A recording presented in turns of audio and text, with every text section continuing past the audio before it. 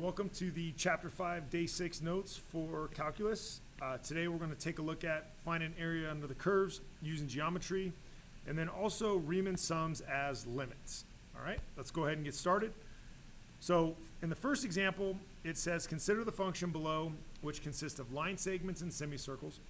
Find the area between the curve and the x-axis over the interval 0 to 10. All right, so in this case, because of the line segments in the semicircle, we have these geometric shapes that make up the area.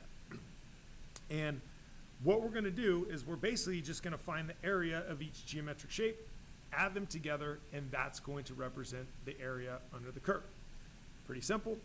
I would kind of pause it right now, try this on your own, and then see if you match what we did. So for me, what I'm going to kind of do is break this up into three shapes. I've got a triangle, a semicircle, and another triangle. So I'm going to just kind of write a plan. We're going to do the area of a triangle plus half the area of the circle, and then plus the area of the second triangle. And that's how we're going to do this. So the first triangle is right here. So we want to find that area. So area of a triangle, 1/2 base times height. The base is 4. And the height of this triangle is 7. All right, then we're going to go ahead and find the area of this semicircle, which is half the area of a circle. So we got 1/2 pi, and then it's r squared. Well, we just need to make sure we know the radius of this circle. So the semicircle is going from 4 to 8, which would have a diameter of 4. So the radius is 2. So we got 2. And then we need to add the area of our other triangle right here, which is 1/2. The base is 2, and the height is 1, 2, 3, 4. We're going to go ahead and simplify those, add them together, and we'll be done. 1/2 of 4 is 2. 2 times 7 is 14. I'm going to do this one. 2 squared is 4. 1/2 of 4 is 2 times pi, so that's 2 pi. And then 1/2 of 2 is 1 times 4 is 4. And if we combine like terms, we get 18 plus 2 pi units squared, because we're talking about area. And that is how we can use geometry to find the area between the curve and the x-axis. All right, we're going to do the same thing in number 2. So why don't you guys pause the video, try this on your own, and see what you come up with. All right, so when I see this, what I'm going to do is, again, I'm going to break it into the shapes. So the first thing I see is I got this triangle right here. So we're going to take the area of the triangle. Now, the next shape, I'm going to view this as being a trapezoid. So we're going to find the area of a trapezoid. But the one thing you got to understand is that that trapezoid is under the x-axis. So it's going to have a negative area. So we're actually going to subtract the area of the trapezoid. And then we also end up with a semicircle again right here, which is below the x-axis. So we're going to go ahead and subtract half the area of the circle. So when we go and we plug in our formulas, we've got 1/2. The base of the triangle is 1. The height of the triangle is 2. Minus, all right, now area of a trapezoid is 1/2 the height times the sum of the bases. So the bases are the parallel sides. The height is going to be the distance between those parallel sides.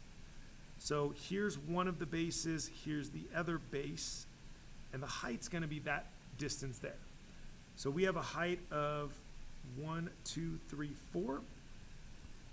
We have a base 1 of 1, 2, 3, and a base 2 of 1. And then for the area of the circle, we're going to take half of it, so 1/2 of pi r squared. We're going from 4 to 10, which would be a diameter of 6, meaning our radius is 3. From there, we're going to simplify. So 1/2 of 2 is 1, 1 times 1 is 1, minus 1/2 of 4 is 2, 3 plus 1 is 4. So we've got 2 times 4, which is 8, and we're going to subtract that. minus 3 squared is 9. 9 times 1/2 is 9 halves. So you're going to get 9 halves pi. And if we go ahead and we simplify that, we got 1 minus 8, which is negative 7, minus 9 halves pi units squared. Again, because most of that area is below the x-axis, that's why we're going to get a negative value. You want to be careful about saying it's negative because the area is below, because there is some area that's above. So in this situation, if we had to explain why we have a negative sign, it's because there's more area below the x-axis than above. Just real quick to show you an alternative way that you might write this answer. Because it involves fractions, it is possible that it could be simplified in a different way with a common denominator of 2. That's going to change negative 7 to negative 14 over 2, and then this would be minus 9 pi units squared. So that's just an alternative way that that answer could be written. All right, let's go ahead and move to the next page. Take a look at the next example. All right, so now we have an example that says, consider the graph shown of the velocity in meters per second of a car. We want to find the distance the car travels in the first 6 seconds. So if we want to find the distance that the car travels in the first 6 seconds, when you integrate a rate, so if you take the integral of a rate, you're going to get the amount of change. The amount of change, all right? So in this case, if we take the integral of the rate in meters per second, we'll get the total change in that distance in meters. So one way to do that, again, based on this graph, is going to be to use geometry to find the area under the curve between 0 and 6. So I would recommend you pause the video and give this a shot on your own. All right, now there are going to be some alternative approaches to this depending on how you decide to break this up. One possibility would be to divide it up into a triangle there, a trapezoid there, and then you have another trapezoid over there. So let's go ahead and take that approach. So the total distance would come from the area of the triangle plus the area of the first trapezoid plus the area of the second trapezoid.